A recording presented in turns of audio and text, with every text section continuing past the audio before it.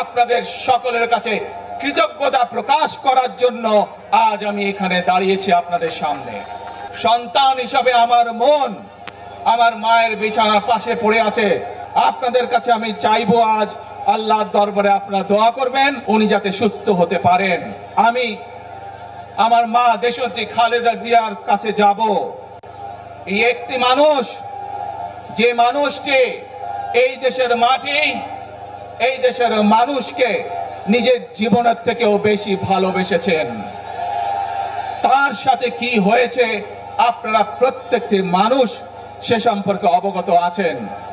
সন্তান হিসাবে আপনাদের কাছে আমি চাইবো আজ আল্লাহর দরবারে আপনারা দোয়া করবেন যাতে আল্লাহ ওনাকে তৌফিক দেন উনি যাতে সুস্থ হতে পারেন।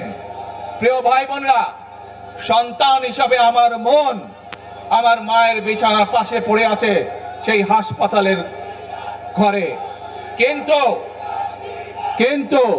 সেই মানুষটি যাদের জন্য জীবনকে উৎসর্গ করেছে, অর্থাৎ আপনারা এই মানুষগুলোকে যাদের জন্য দেশনেত্রী খালেদা জিয়া জীবন উৎসর্গ করেছেন নিজের জীবন, সেই মানুষগুলোকে আমি কোনোভাবেই ফেলে যেতে পারি না। এবং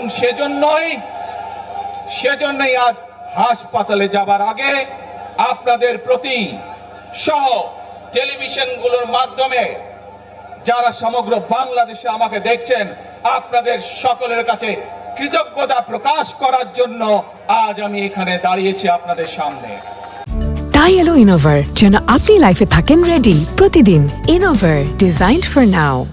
প্রিয় ভাই বোনেরা, আসুন আমাদেরকে আজকে নিশ্চিত করতে হবে আমরা যে ধর্মের মানুষ হই, আমরা যে শ্রেণীর মানুষ হই, আমরা যে দলেরই রাজনৈতিক দলের সদস্য হই অথবা একজন নির্দলীয় ব্যক্তি হই, আমাদেরকে নিশ্চিত করতে হবে যে কোনো মূল্যে আমরা আমাদের এই দেশের শান্তি শৃঙ্খলাকে ধরে রাখতে হবে।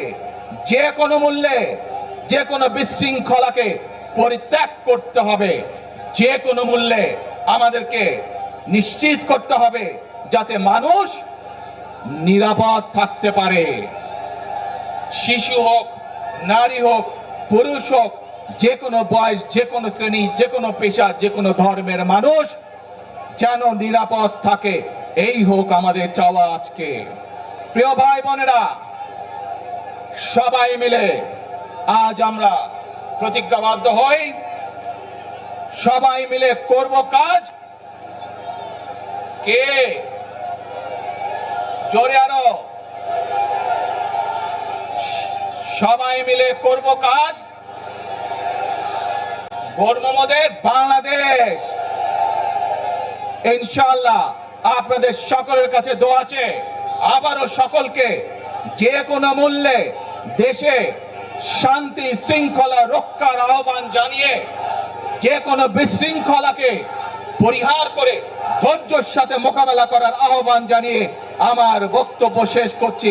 আবারও আপনাদের কাছে কৃতজ্ঞতা প্রকাশ করছি আজকে আমাকে এইভাবে বরণ করে নেওয়ার জন্য। আল্লাহ হাফেজ। বাংলাদেশ জিন্দাবাদ, বাংলাদেশ জাতীয়তাবাদী দল জিন্দাবাদ। আসসালামু আলাইকুম।